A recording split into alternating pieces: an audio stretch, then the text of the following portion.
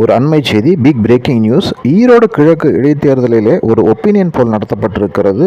ஒரு தனியார் நிறுவனம் நடத்தியிருக்கும் இந்த நம்பிக்கை வாக்கெடுப்பிலே ஈரோடு கிழக்கு தொகுதியிலே திராவிட முன்னேற்ற கழகம் கிட்டத்தட்ட 60% மேலான வாக்குகளை பெற்று வெற்றி பெறும் என்று சொல்லப்படுகிறது. எதிர்த்து போட்டியிடும் நாம் தமிழர் கட்சி கிட்டத்தட்ட 16% வாக்குகளை பெறக்கூடும் என்றும் தெரிகிறது.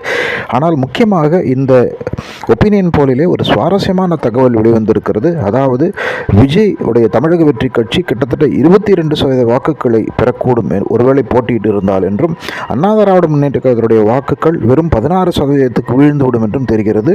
குறிப்பாக அண்ணா திராவிட முன்னேற்ற கழகத்திற்கு இதுவரை வாக்களித்து வந்த பலருமே இனி தமிழக வெற்றி கட்சிக்கு தாங்கள் வாக்களிக்க கூடும் என்று சொல்லியிருப்பதாக தகவல்கள் வந்திருக்கிறது. இந்த தகவல் உறுதியாக அண்ணா திராவிட முன்னேற்ற கழக தரப்புக்கும் எடப்பாடி பழனிசாமி தரப்புக்கும் ஒரு பேரிடியாய் வந்து இறங்கக்கூடும் என்பதிலே சந்தேகமே இல்லை. அதிமுக வாக்குகளை விஜய் விழுங்குகிறாரா?